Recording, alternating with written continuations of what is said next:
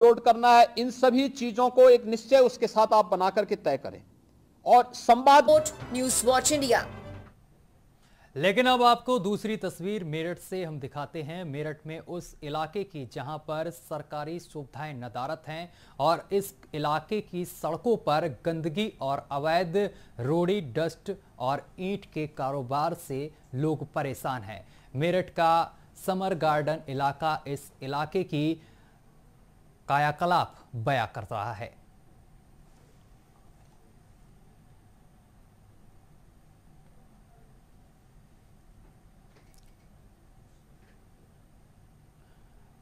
तो नगर निगम अधिकारी सो रहे हैं चैन की नींद और यहां पर किसी भी तरीके का कोई कार्रवाई नहीं हो रही है। नगर निगम के अधिकारी उठा रहे हैं मुफ्त वेतन, काम के नाम पर सिर्फ विधायक सांसद के दावे फेल, तस्वीरों में हकीकत।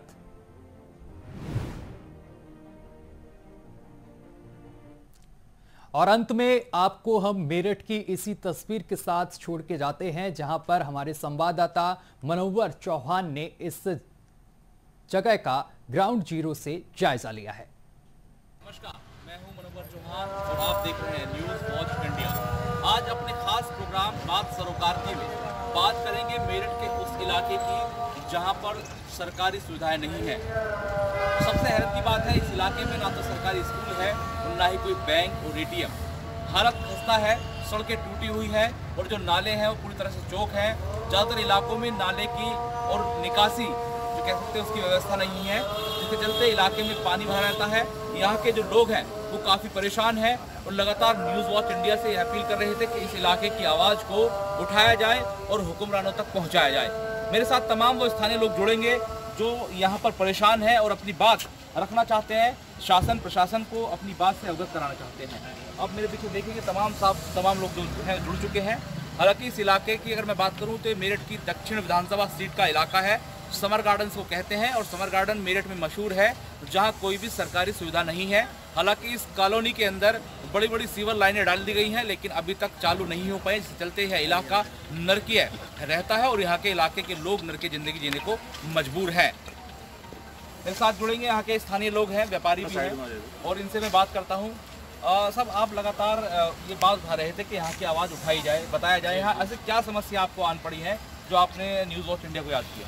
असल में ऐसा है कि यहाँ पर समस्या इतनी ज़्यादा है कि किसी भी तरह से देख लें आप, यहाँ पे नाले या पानी की कोई निकासी नहीं है। फिर यहाँ पर दूसरा कोई सरकारी बैंक नहीं, कोई सरकारी स्कूल नहीं, मतलब कोई भी सरकारी सुविधा के नाम पर यहाँ पर कोई चीज़ नहीं है। यहाँ जितना निकलना, अभी बरसात का मौसम आने वाला है, यहाँ इतनी सड़क ये दिखाई दे रही है, ये भी नहीं दिखाई देगी। आने वाले टाइम ऐसा हो जाएगा कि यहाँ पे पानी इतना भर जाएगा कि घरों के अंदर भी पहुँच जाएगा पानी। तो सरकार से हमारी यही मांग थी कि यहाँ पर भी इतना ध्यान दें, यहाँ की सड़कें भी बनाएं, क्योंकि हमारे हाउस टैक्स इतने ज़्यादा लगा दिए हैं कि शायद ही आबू लैन या बेगम पुल पे भी ना लगे हों। तो कितने हाउस टैक्स आपके आ रहे हैं? हाउस टैक्स तो यहाँ पे किसी के 2 लाख, 3 लाख, 4 लाख के हिसाब से हैं। मतलब ये के 400, 500 या 300, 400 रुपये नहीं, लाखों के हिसाब से हाउस टैक्स आ रहे हैं। कितने समय का है ये? 3 साल 4 साल के हैं। तो इतना सब हाउस टैक्स आ रहा है, आपने कहीं शिकायत की कि हाउस टैक्स आ रहा है इलाके में? सरकार की फैसिलिटीज कहीं शिकायत की है, वहाँ पर नगर निगम भी गए हैं, काफ़ी टाइम से जाते रहे हैं, कई साल हो चुके हैं, पर कोई सुनवाई नहीं होती है। सिर्फ कागजी कार्रवाई है और इसके अलावा कुछ नहीं है। अच्छा, मैं यहाँ पर आया हूँ, देखने में आ रहा है यहाँ पर जो मटेरियल का काम है बहुत ज़्यादा है। एनजीटी के साफ आदेश है, मटेरियल काम करने के लिए कुछ मानक होते हैं और मटेरियल का काम करने से पोल्यूशन जो है, प्रदूषण जो है ख़राब होता है। तो यहाँ की जो आबो हवा है उसमें कण है और फैलो भी जाती है, लोगों को परेशानी भी होती है और इस परेशानी से लोग दो चार हो रहे हैं। ट्रकों का भी यहाँ पर कहते हैं बहुत ज़्यादा आवागमन है, तो ऐसे में स्थानीय लोगों को कितनी दिक्कतें होती हैं? दिक्कत कितनी हो रही है सर कि एक मैं स्मोकिंग करता हूँ, इतनी मुझे स्मोकिंग से भी दिक्कत नहीं है जितना कि धूल मट्टी इतनी ज़्यादा है कि आदमी 5 मिनट अगर रोड पे बैठ जाए कुर्सी लेके तो 2 घंटे के बाद उसके घर वाले उसको पहचानने के नहीं है कि ये आदमी वही है कि दूसरा है। इतना प्रदूषण जो है धूल मट्टी का है और यहाँ पे जो खरंजे बनाए गए हैं उसके ऊपर इतनी मट्टी डाल दी गई है कि खरंजे जो है जहाँ खड्डे थे या इस तरीके से नए खरंजे हो गई तो खड्डे बिछा के एक्सपायर कर दिए गए हैं और उसकी धूल मट्टी जो गाड़ी पे वाहन चलते हैं वो सारी धूल मट्टी घरों में घुसती है और बच्चों को भी, बूढ़ों को भी और जवानों को भी, सबको बहुत बड़ी प्रॉब्लम है। अच्छा, एक चीज़ मैं देख रहा हूँ, जहाँ की मेन रोड है वो काफ़ी ऊंची बना दी गई है, जो बस्ती वाली रोड है जैसे ये है, दिखाएं कैमरामैन से कहूँ, वो बहुत नीची है, तो इस वजह से भी यहाँ पानी का जो कह सकते हैं निकासी नहीं हो पा रही है, दिक्कतें हैं, स्थानीय लोगों को परेशानी है। तो ऐसे क्या लगता है आपको, क्या अनदेखी की गई है इस इलाके की? सर अनदेखी तो हमेशा ये यहाँ पर होती रहती है, क्योंकि वजह क्या है, अभी कोई आदमी आवाज़ उठाने को जो तैयार होता है, उसके ऊपर क्या होता है, नहीं तुम्हें क्या जरूरत है, तुम्हें जब हम यहाँ सारे लोग हैं, हमें परेशानी है तो हम आवाज़ उठाने की जरूरत हमें ही है। अब सर अभी रोडी डस्ट या इतना धूल मट्टी प्रदूषण है, अभी कोई शिकायत करे तो आदमी एमडी वाले आते हैं और 2 दिन में वो साफ करके जाते हैं, उसके बाद वो क्या करते हैं, कैसे करते हैं, क्या एडजस्ट करते हैं, फिर वो रोडी डस्ट ये सब वहीं की वहीं रहती है। तो शिकायत करने के बावजूद भी जब यहाँ इतनी रोडी डस्ट या समझो इतना प्रदूषण फैला हुआ है, तो हमारी ये समझ में नहीं आता ये जानबूझ के एमडी वाले करवा रहे हैं या खुद कर रहे हैं। तो सर हमारी यही समस्या है आपके चैनल के माध्यम से कि सर हमारी ये जो परेशानी है इसे दूर करी जाए। अच्छा, मुझे एक चीज़ बताइए, आप आगे यहाँ की जो बच्ची हैं, बच्चे हैं, बच्चियाँ हैं, वो कहाँ पढ़ने जाते हैं? क्योंकि बताया गया है कि हमें सरकारी स्कूल में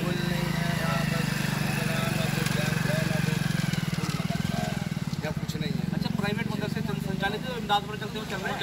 चल रहे हैं, कुछ नहीं यहाँ कहाँ चल रहे कोई एक। मैंने सुना 2-4 मदरसे आसपास हैं, वहीं पर बच्चे पढ़ रहे हैं। छोटे छोटे मदरसे हैं जो यहीं से लोग बाग अपना चंदा करके वो बच्चों को पढ़ाते हैं, उसमें भी कोई सरकारी सुविधा या ऐसा कुछ नहीं है, वो है।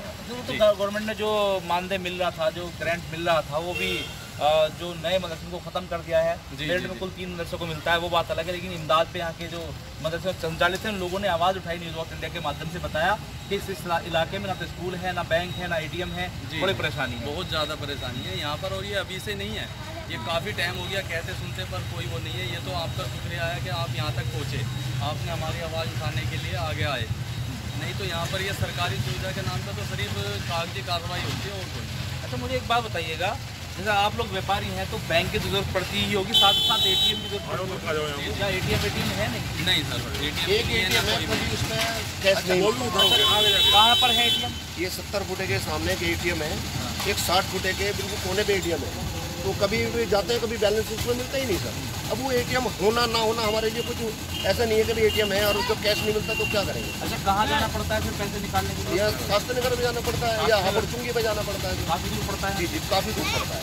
अच्छा, मुझे एक बात बताइए, ये इलाका इतना बड़ा है, 60-60, 70-70 फुट के जो रास्ते बना दिए गए हैं, बावजूद इसके यहाँ पर ना तो सरकारी फैसिलिटीज है, ना कोई नेता ध्यान दे रहा है, ना कोई प्रशासन का अधिकारी ध्यान दे रहा है, क्या निकल लगे?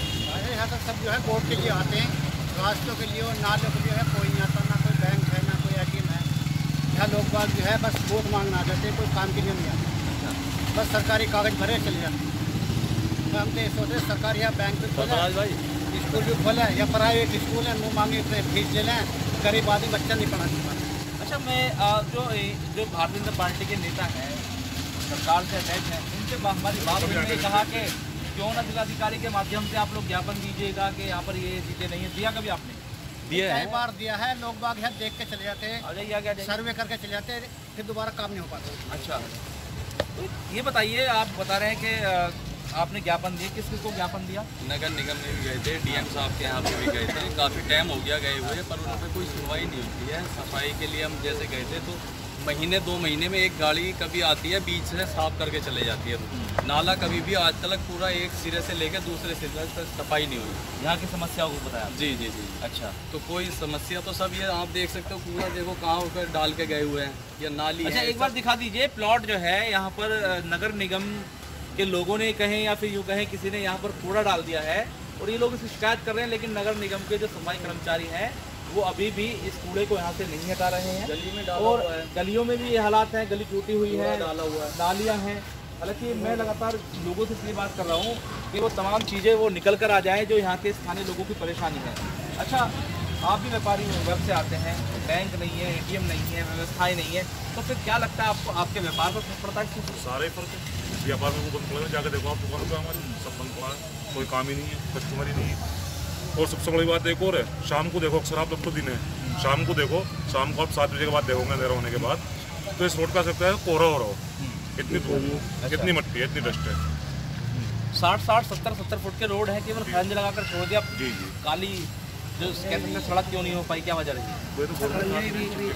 नहीं, आप अपनी बात रखिए, स्थानीय विधायक हैं, स्थानीय विधायक लोग हैं जो यहाँ के विधायक हैं, उनके पास अगर कभी हम लोग जाते हैं ना अपनी शिकायत लेके, तो ये कहते हैं हमको तुमसे वोट मांगने गए थे, जिसको वोट दी उससे आपको किसने कहा है? आप गए कभी? आपको कहा है ये बात कही गई आपको? ये बात सुनी सुनाई बात है? नहीं कही है ये बात। कौन से विधायक? आप बीजेपी के विधायक हैं। अच्छा, नाम याद है? नहीं, नाम याद नहीं है। यहाँ के विधायक पिछली बार भी सोमेंद्र तोमर थे, इस बार भी सोमेंद्र तोमर है, और मुझे पूरा यकीन है कि अगर आप वहाँ जाएंगे तो ये बात तो कम से कम नहीं होगी। लेकिन अगर आपकी बात नहीं सुनी जाएगी तो हमें बताइएगा, हम भी उनसे पूछेंगे कि यहाँ के सारे लोग आपके पास आए। नहीं, यहाँ कोई सुनवाई नहीं है किसी भी तरह की। आज तक किसी विधायक ने आके ही नहीं देखा यहाँ पे। दोनों बार आज तक शहर का नाम लेकर और चौंकता है कि कौन सा शहर है। आते हैं, वो नहीं आए कभी वोट मांगने के, मगर उनके भैया उनकी टीम का आदमी वो आते हैं हर बार। अच्छा, तो देखिए यहाँ लोगों से बीच में लगा हुआ। अच्छा, आप एक बात बताइए, इन्हीं गाँव में आप चले जाइए, जो पुलिया टूट गई वो टूट गई। अच्छा, जो यहाँ पानी भरा इससे पल्ले वाले पे इससे भी ज़्यादा भरा, मेंटेनेंस का काम नहीं होता। अच्छा, मुझे एक बात बताइए, आप बता रहे थे यहाँ मैंने सुना है कि जगह जगह सड़कों में सीवर लाइन के गड्ढे खोदे जा रहे हैं। जी। अभी कुछ रोज पहले एक बच्चे की उसमें गिरकर मौत हुई। जी।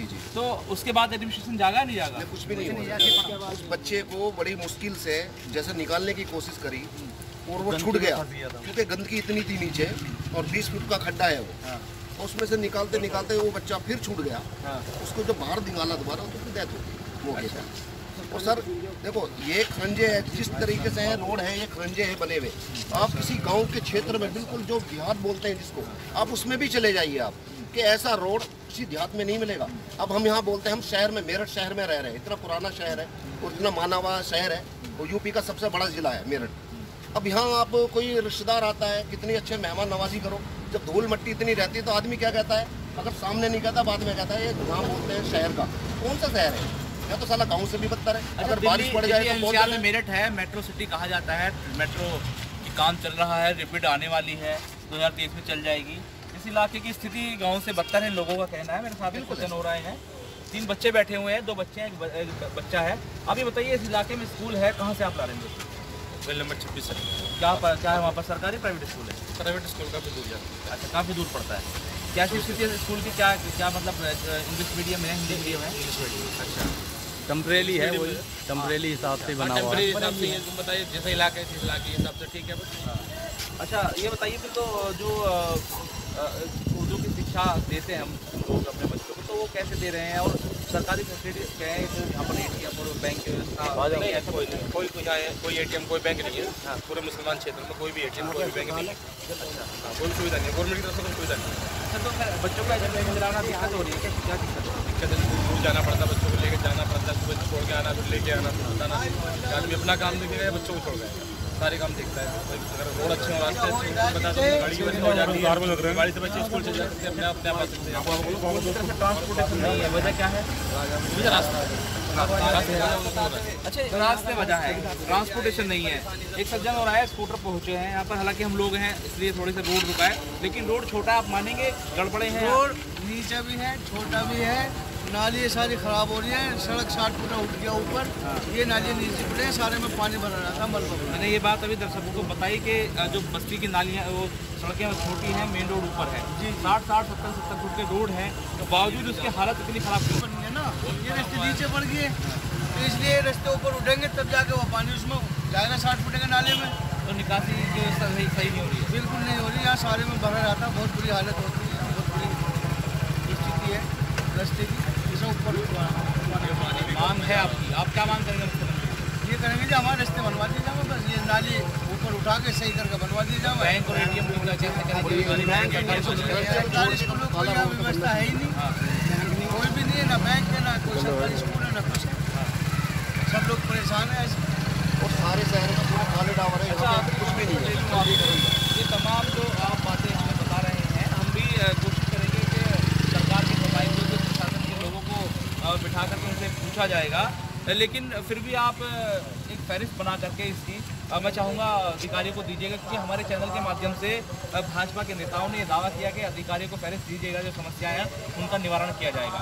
इस पर आप अब इस पर अगर जो ऐसी बात है, हम दोबारा से जाके अपना अपना ये जितनी भी समस्या है वो लेके जाएंगे, जिनके आप पास कह रहे हैं उनके पास भी और अधिकारियों के पास भी। क्योंकि हम फिर पूछ सकते हैं ना कि जो आपने कहा था एक फहरिस्त बना करके एडमिनिस्ट्रेशन को दीजिएगा, अगर उस पर काम नहीं होगा तो हम उन्हीं प्रवक्ताओं को दोबारा बिठा करके पूछ सकते हैं कि ऐसा किया गया लेकिन अभी तक कार्रवाई नहीं हुई। इसलिए मैं चाहता हूँ ठीक है, आप जो है कह रहे हैं पार्षदों को भी बताया गया है, पार्षदों को 100 दफे बुला लिया। साहब के पास भी पहुँचाएंगे, डीएम साहब के भी और नगर निगम में।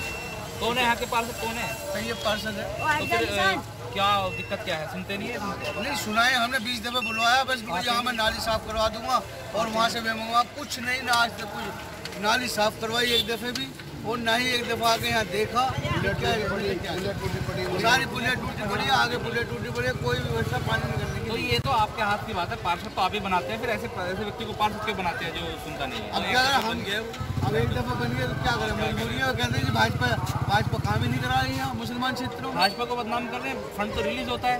नहीं नगर, वो कहते हैं हम तो नगर निगम से शिकायत कर सकते हैं, नगर निगम के पास पैसा ही नहीं है, फंड में पैसा ही नहीं है, भाजपा ही नहीं। तो उनसे पूछिएगा कि फिर आपने आवाज़ क्यों नहीं उठाई, क्यों नहीं मीडिया के पास गए, क्यों नहीं तुम बड़े अधिकारी डीएम के पास गए, कमिश्नर के पास गए। मेरठ में तो कमिश्नर बैठते हैं और बहुत तेज तर्रार कमिश्नर है, युवा कमिश्नर है। इसके अलावा तमाम लोग बैठते हैं, एडमिशन दुनिया भर के पोर्टल चल गए, मुख्यमंत्री को बता सकते हैं तमाम चीज़ें। फिर आपने आवाज़ क्यों उठाई, फंड नहीं है तो? नहीं उसमें उन्होंने जो अब से पहले हमने दिखाया, जब यही बताया कि अब इसमें नगर निगम के पास इतना पैसा नहीं है जिन रोडों को उठा के सही कर दे, बता वो कर रहे हैं। भाजपा से भी कोई पैसा मिला नहीं है और विधायक साहब के दौरे पर कई दफ़े शिकायत जाली इसकी। अच्छा, एक चीज़ ये देखने को आती है कि अगर किसी को काम नहीं कराना तो एक बहाना है, फंड नहीं है। भाजपा काम नहीं करने देना चाहती, दिल्ली से लेकर उत्तर प्रदेश के नेताओं तक की यही बात है। लेकिन जब ग्राउंड जीरो पर आते हैं तो मालूम चलता है कि जो फंड था वो रिलीज़ हुआ लेकिन वो कारगर साबित नहीं हुआ, वो कहीं नहीं लगा। ऐसे ही स्कूलों में बिजली कटौती की बात पर जब बात की गई प्रशासन के लोगों से तो फंड रिलीज़ हुआ लेकिन स्कूलों में नहीं पहुंचा, उसमें भी भाजपा को बदनाम किया गया। और बात की जाए अगर अन्य स्थानों की तो वहाँ पर भी इस तरह की बात आ रही है। हालांकि इस पर भी हम जो भाजपा के प्रवक्ता है उनसे पूछने की कोशिश करेंगे आखिर फंड रिलीज़ क्यों नहीं हो रहा है, अगर हो रहा है तो उसकी मॉनिटरिंग क्यों नहीं होती है और जहां उसको लगना चाहिए वहां क्यों नहीं लगता है, और बिचौलियों की जो कारस्तानी है वो आखिर अभी तक भी क्यों परवान चढ़ रही है। जबकि मुख्यमंत्री योगी आदित्यनाथ ने हाल ही में आदेश किए हैं कि कोई भी गलत काम नहीं होगा और जो योजनाएँ हैं सीधी जनता तक पहुँचेंगी, अगर नहीं पहुँचेंगी तो अधिकारियों पर भी कार्रवाई की जाएगी। बहरहाल देखना होगा कि हमारी इस रिपोर्ट के बाद क्या अधिकारी या फिर कह सकते हैं प्रशासन के लोग, शासन के लोग जागते हैं या फिर यूं ही इन लोगों को इस नर्क की ज़िंदगी जीने के लिए मजबूर होना पड़ेगा। अपने सहयोगी अनमोल गर्ग के साथ मैं Manohar Chauhan, News Watch India, Meerut. नमस्कार, मैं हूं मनोहर चौहान।